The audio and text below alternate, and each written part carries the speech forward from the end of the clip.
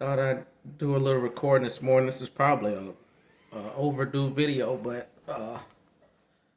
I've been thinking more in depth about my situation and our family, and recently I've been having some more heart to hearts with my mom and dad, and I was texting Dustin, my brother, earlier, and we were just chit chatting about different things and perspective. I know in one of these other videos I was shooting with Melissa and I was talking about perspective is everything. It's been rougher on my body, even more here lately. One of the, I know one of these other videos I've talked about technology and all this other stuff with technology, but one of the best support groups that I've had just on my online communities have been probably a majority of my mental or my emotional support. That's where it's come from. A lot of it's come from the online community, because we are all in this very unique journey, and it's a very challenging one. It's a very vicious one. It holds no mercy.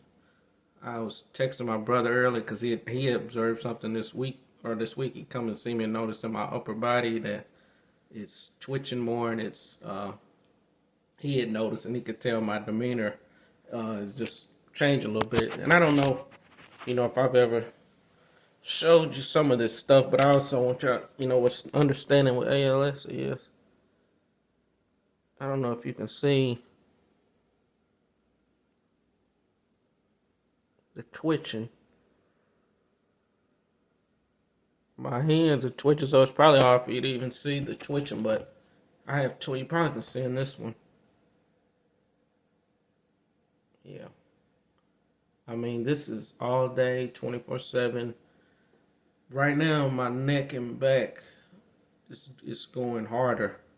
And it's becoming more difficult for me to transfer myself and do stuff like it's lift up on my shoulders, because you feel it up here, and I can tell like my shoulders starting to thin out more. I mean, you even feel it twitching around your heart more. And the mental that you process with this stuff is it can be pretty tough.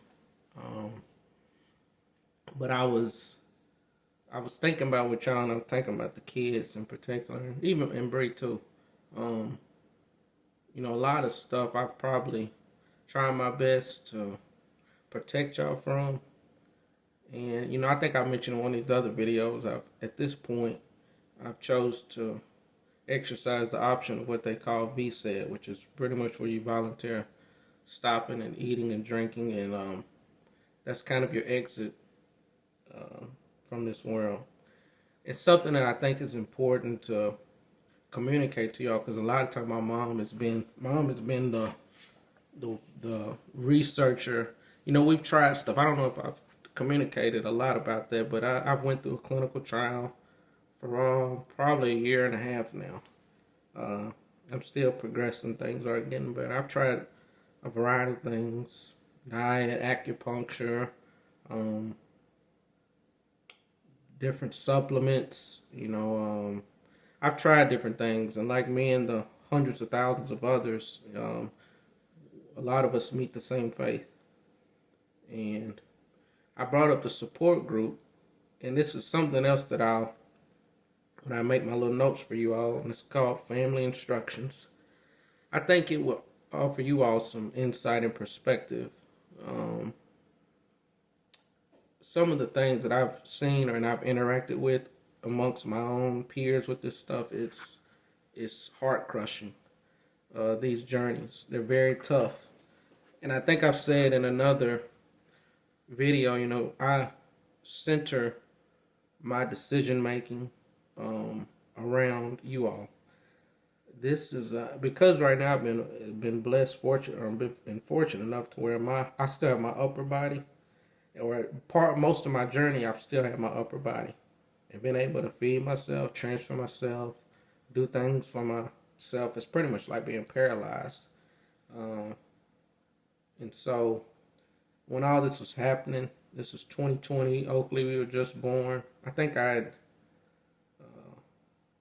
started experiencing a twitch, later, like later 2019.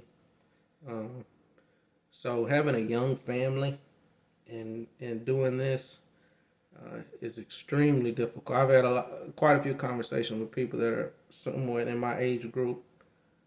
You have young children, and it can, man, this, everybody's journeys are different. This is probably going to be a slow video too, because I'm trying to choose my words wisely. But everybody's journeys are different, and I consider our scenario in our house. Bree, our grandmother passed in 2014. Her mom passed in 2016. There's not a lot of support. My parents are around, and my brother's around, but there's not a whole lot of. It's not a real big village to just deal with the day-to-day stuff, or I know when I grew up, we had a bunch of, we had both sets of grandparents. We had Norma. We had it was some. The scenario was different. My grandparents were retired. As we, the situation was a little different. And ours, Bree is holding the fort now, working, trying to manage you all. It's not like she's not quite a single parent. I hold the house down right now. I'm still able to, but my functions are changing. I have to wash all the clothes, wash the dishes, put up the clothes, try to clean the house a lot. But it's becoming more and more difficult to do stuff. But I want to encourage you. I'm trying to offer some perspective and insight, because sometimes my mom, like going back there, and I might be sitting like I'm scrambling all over the place. She's been we've tried to reverse this thing, and if there was any option of trying any type of remedy or medication, we've tried and looked at. And I hope you all don't think that when I choose my option and why I choose my option that you think, oh, Dad he gave up or he didn't try. We tried diligently. Me and thousands of others. This is a very tough journey. Physically, mentally, emotionally. I don't wear it around the house too much, and I don't speak to many people about it. I lean more on my peers because it's we share, and we just share a unique journey. And a lot of times, I've seen several people's, I've seen one person ever share this, say, man, no one, it's hard to explain, or they're like trying to explain, like, no one knows what it feels like to wake up and battle your body every day.